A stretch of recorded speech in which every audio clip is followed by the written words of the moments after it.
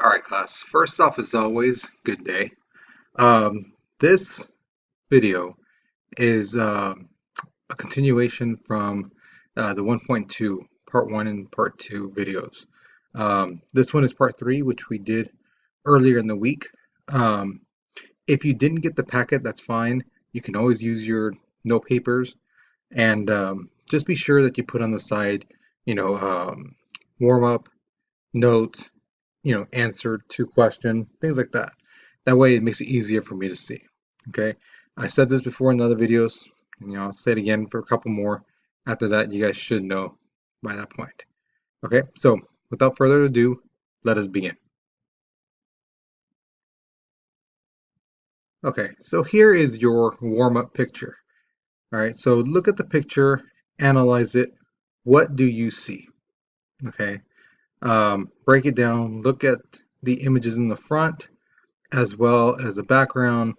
Um, look at the angles of the fighters.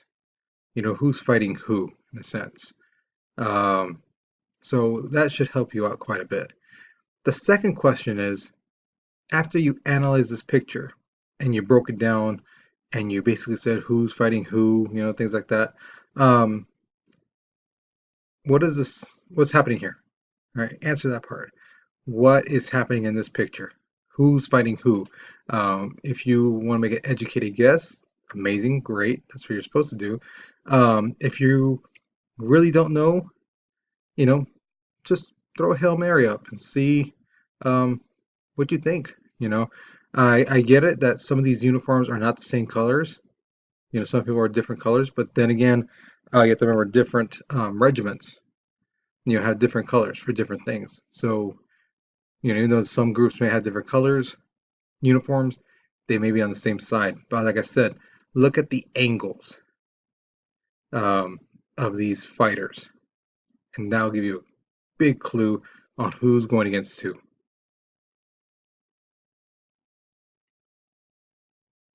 All right, so here's the thing. In the warm-up picture, that was actually from the French and Indian War. The main reason for it was that both France and Britain were fighting over the Ohio River Valley. All right. Now, if you look on the map to your right, that area where it says Louisiana, that's the Mississippi River. All right.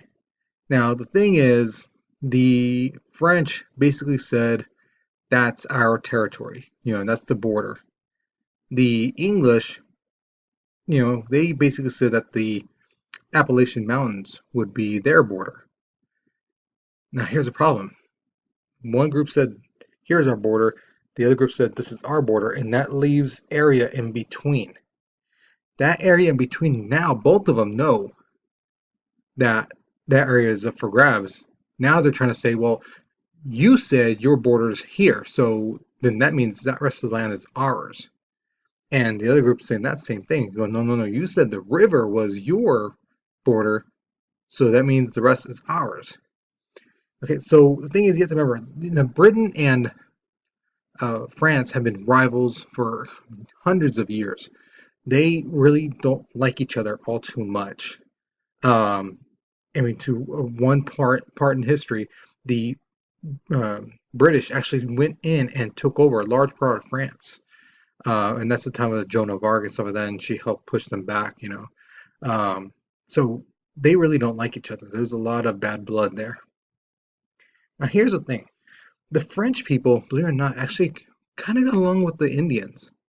They basically told them in a sense, hey, yeah, we own this land, but you can stay here. They traded with them and things like that. Um, and the British, when they started coming in on the East Coast, they weren't the kindest people to the Indians. Sometimes they just straight killed them. Sometimes they just shoved them off. Um, Now, that's not every place. Now, some places they did trade with them. Some place had a kind of a relationship with the Indians, but it's nothing compared to the French. So basically, the French and Indians are like, they're trying to get together. You know, And the French are basically telling the Indians, look what they did to your cousins and distant relatives on the East Coast. They're going to come this way. They're going to come after you. And in the sense, the Indians were like, well, which one are we going to go with? And it really was like the French were the best way to go. You know, so for 5 years, Britain and France went against each other. The fighting was so intense it even went across the ocean, and they were fighting in Europe, and that was known as the 7 Years' War. Now, during this time, France was looked like they were starting to win. And you have to remember, Britain was like the biggest, baddest army in the world at this time. And Spain, which is on the bottom in Florida, they decided, you know what, let's join in on this fight and help the French, and maybe we can take some of that land and things like that. We'll have a leg up on the British. But eventually, the British won, and thing is, Spain had to give up part of their land, some of their territory. And if you look at the bottom, that's the area basically that they disputed and that they won. Same thing with the French; they had to give up land. Okay, so French and Indian War, the British won. All right. So here's the problem. When a country goes to war, majority of the time they don't have the money, the funds, the equipment to go to war. So a lot of times they borrow money from banks and private people, things like that.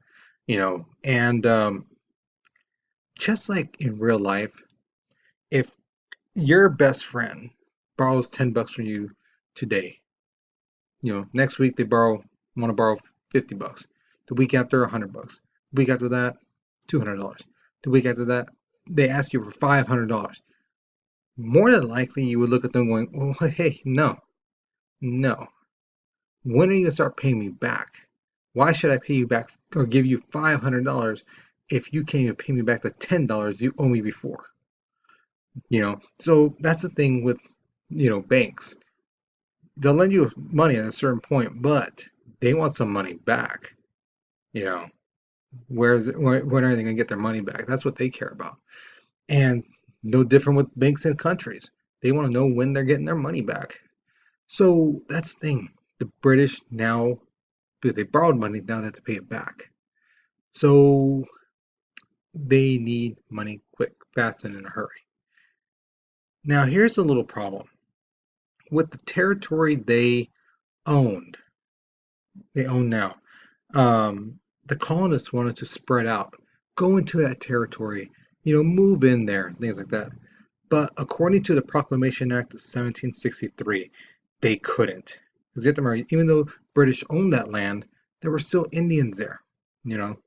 So, thing is, if they moved in, so let's say some white settlers and this guy and his family move in, or a group of settlers moved into an area, and there were Indians there, and they told them, no, no, no, we live here now, get out of here, this and that, and you know, there's fighting and things like that. Chances are, there, even though the French and Indian War just ended, the Indians would more likely fight back, and they might get some of their neighboring friends to, hey, look at they're on their way, they're doing this again. So to prevent this, Britain told them, no, you can't go. Now, last class I told you how um, the British basically took money out of the uh, colonists' hands by basically saying you're only going to trade with us instead of going trading with foreign countries. No, you're only trading with us. You know, the British found out that the colonists were actually smuggling goods, wood, crops, minerals, things like that.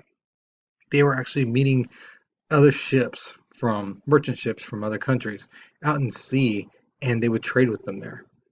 So instead of the British getting the tax money or basically, getting money from the trades, they're not getting anything. And this really ticked off the crown. They were like, who are these guys to try to cheat us out of money? And we need the money right now. So they came up with a plan. They came up with a very clever plan to get money from the colonies without really them noticing. But as you guys may know, people notice things when it comes to their money. All right. So what the British did was they actually put taxes on things. But what I mean by that is not just standard tax. They actually put it in the price. So instead of something costing $9.99 and you go to the register and all of a sudden you find out it's like $10.50. Um, that's taxes once you get to the register. These guys put the tax right away. So instead of $9.99, it would say like $10.50 right off the back. Now other colonists, other places, they might add a tax to that. You know, like again, to go to the register and then pay it, there might be a tax added to that. But the British didn't care because their tax was already in the price. So they're good. Whether the colonies added more taxes or not, British were getting their money.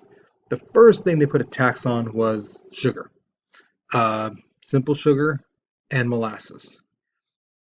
Thing is, some colonists were like, nope, no problem, we'll boycott it. We don't need sugar that bad, no problem. Then the British came back at them with the Stamp Act. The Stamp Act was basically any type of paper, legal documents, playing cards, books, things like that. Anything that was made with paper, the British had to have a stamp on it to show that the tax was paid on it. Again, the colonists were like, we're not doing that. We're not paying for that. So they got stuff from other countries. They could have got legal papers from France, playing cards from Spain, books from other places. That's fine. Now, Britain again, just they're getting teed off now. So now they come with the Townshend Act. The Townshend Act was basically that the taxes on glass, paper, paint, tea, everyday stuff that people needed. Because remember, these towns were expanding, so they needed this stuff. Also, a little provision thing that was given more power to the custom officers was now that they had the power to arrest smugglers. If they found somebody smuggling stuff, they could arrest them. Okay, so that'd be the equivalent of a paid security guard being able to arrest you for doing something. They don't have the power right now. That'd be like the president or the Congress giving them power to arrest you if they, you're doing something. You stole something from a place that you're shopping and there's the rented cops, or you're at a quinceañera or a wedding and they're there and they see you drunken and driving, they could, or just being publicly intoxicated, that they could arrest you. Okay. Then came the intolerable acts. These were three acts that came just boom, boom, boom, one after the other. The Tea Act, the Quebec Act, and the Coercive Act. The Tea Act was very important because it led to an event known in history as the Boston Tea Party. Right before the tax went into effect, some colonists got on boats and dumped tea over the side into the Boston Harbor. There you have the Tea Act. And last thing was the colonists were very upset. So they had a rallying cry. No taxation without representation. There was nobody in England representing them. There was nobody there saying, hey, us colonists, we're hurting over here. You need to stop this. Every act that was passed, the parliament people, they didn't care. It was not them. It's the colonists. So tax them. Who cares? There was nobody in England representing them. So here is your final question. Why do you think no taxation without representation was so effective? Think about it. Who was being taxed? Is it just one colony? Is it one area? Who was being taxed? Now, there's a writing prompt on the bottom there to help you out. Um, Once you finish this, you are done. Okay, so be sure your name is on your notes, on your note paper. And when you come into class, be sure to turn it into the black basket near the door. Okay, so that's it. If you need to go back and watch this, go for it. All right, but other than that, hopefully you learn something new, and hope to see you in class. Okay, guys, have a good day.